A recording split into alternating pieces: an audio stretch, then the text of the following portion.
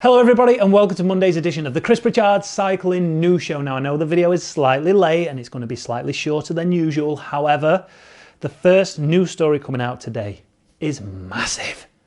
Pritchard completes 5 hours of riding in one day. What should have been a 3-hour... Cameron Jeffers, friend of the show, Cameron Jeffers, right, said to me, can you come and help me make some content today? It's only going to be a 3-hour ride. Just need you to come and ride with me. No problem. Absolutely fine. 5 hours later, I'm still out riding, getting my sweat through. So excuse the shortness of this video, excuse the lateness of this video. If you've not done already, please hit that like button, hit that subscribe button. If you haven't done already, I want 35,000 of you by the end of the Giro. We've got 2 weeks left.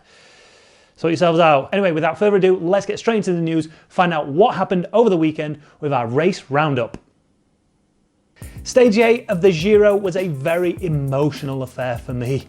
Fellow YouTuber and semi-decent cyclist Alex Dowsett wins his first road stage of any Grand Tour. On top of that, it's Israel Startup Nation's first Grand Tour win. What a day, what an amazing effort. He put 1 minute and 15 into his chasers. Massive shout out to Matthew Holmes in 3rd place. That is a huge result for the British rider in 3rd place. 2nd place, Salvatore Puccio. Stage 9 of the Giro was fought out in horrendous weather. It came down to 2 riders, Jonathan Castroviejo and Ruben Guerrero. The EF Pro Cycling rider getting the better of Castroviejo, putting 8 seconds into him towards the end to take the victory. Over the weekend, very little change in terms of overall general classification. João Almeida still retains the Maglia Rosa. Now, with the cancellation of Paris-Roubaix, there was extra emphasis on Ghent-Wevelgem this weekend. Over in the women's race, it came down to a small bunch sprint of around 10 riders.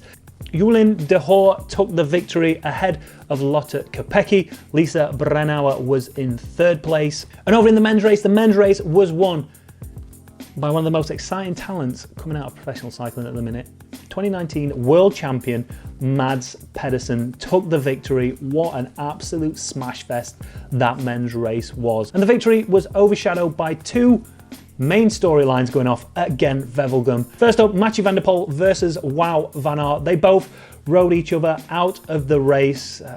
Each one of them were happy to see the other one lose, although in the interviews they said that they were both trying to race for the victory. I do slightly doubt that. And Wout van Aert, sitting I think on 1,000 wins this season, was happy enough just to sit up and allow the race to run away from him, knowing that he was also going to stop Mathieu van der Poel from taking victory. That little beef there is going to get exciting over the next few weeks, trust me. And then the other storyline after the race was this interview from Mark Cavendish. Perhaps the last race of my career now. Do you really think this is your last race? Yeah. We'll talk about this shortly, but Cavendish potentially hinting that this could be the last race of his career. Now, the 114th Paris Tours was won by Casper Pedersen from Team Sunweb, beating AG2R's Le Mondial's Benoit Cosnefroy. Nailing it. So first up, huge congratulations to fellow YouTuber Alex Dowsett for taking Stage 8's victory. That was a massive moment in that man's career. Yes, he's won a Giro stage before in a time trial, but this was a road stage. He attacked out of a small bunch and managed to hold on to that victory. So happy for him. He really deserved it. With no contract for next year, that's going to put him in good stead to get something sorted on paper for 2021. Next up, another British rider, Mark Cavendish, potentially is at the end of his career and he's just had his last race. Now, leave your comments down below about this one. What do you think is going to happen to Cav? He's potentially riding Skelderprix. I think that's on the 14th of October.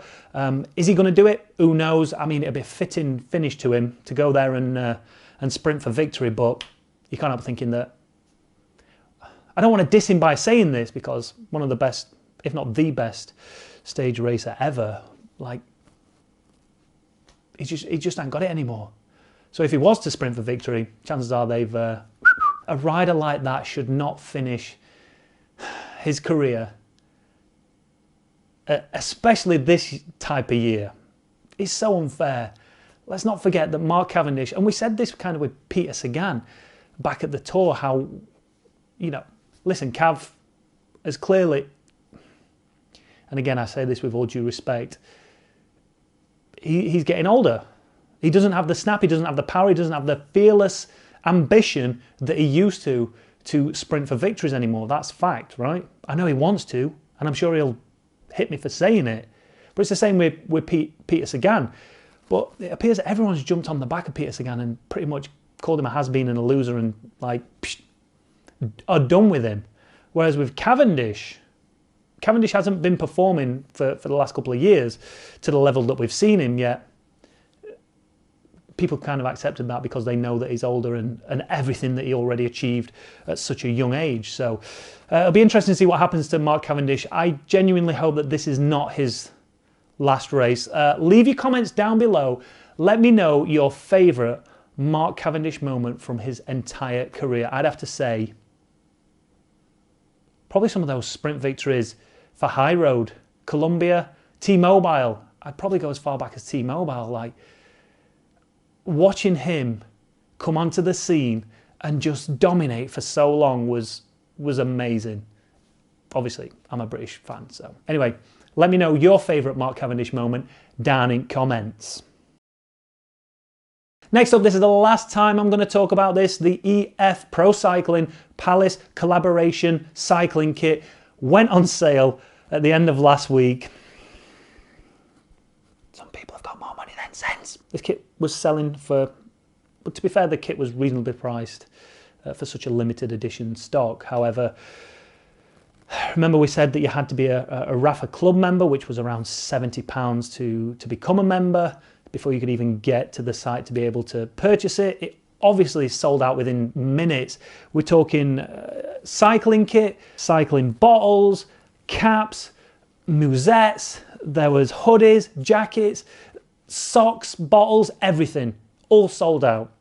And then within a few hours, it had already been put on eBay for sale. The most outrageous and audacious one was this cycling jersey for £600.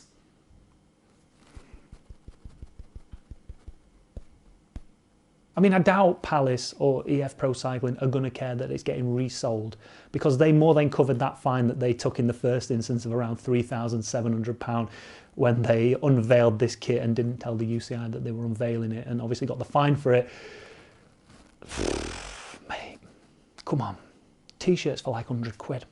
Caps for 60 quid. Maybe I'm just in the wrong trade. I don't know. But whoever buys that jersey for £600 wants their bloody head seen to. I was going to ask if you think it's fair that people can buy and resell, but hey, it's capitalism, innit?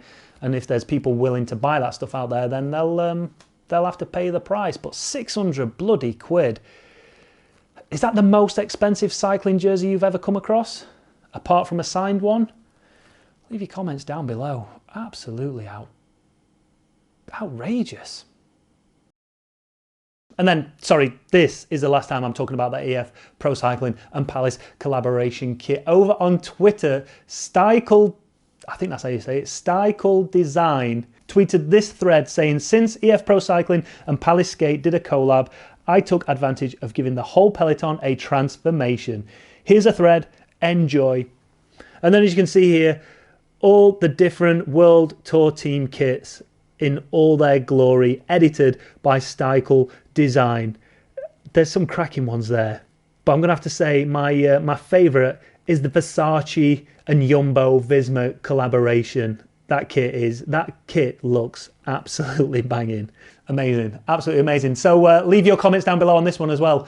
If you were to buy any of these fake collaboration kits, which one's your favourite and who would you pick? Leave your comments down below. And I think we'll wrap it up there. We're pretty much up to speed with everything that happened in the world of cycling over the weekend. There's no point going into too much detail because you probably already watched it. So you don't need me to talk about it again. But feel free to leave your comments on everything we talk about, especially that Wout van Aert and Mathieu van der Poel rivalry. It's been one that we've been expecting to see for a long time. But it kind of fizzled out into nothing because they just marked each other out, and they were both happy to lose the race rather than see the other one win. What do you think about it? Do you think it's something that we're going to see more of? Do you think that beef's going to get a little bit deeper? Are we going to see a bit of drama happening in the World Tour Peloton? I don't know. Leave your comments down. Yeah, I know. Alpecin Fenix aren't World Tour. But you know what I mean, all right? Thanks for watching, everybody. Make sure you leave your comments down below. Make sure if you've not done already, hit that like button if you've enjoyed the video. Hit that subscribe button if you've not done already. 35,000 now on. Come on, sort it out. If you've disliked the video for whatever reason, hit that dislike button, leave your comments down below, and pop across to GCN. Thanks for watching, everybody. See you tomorrow.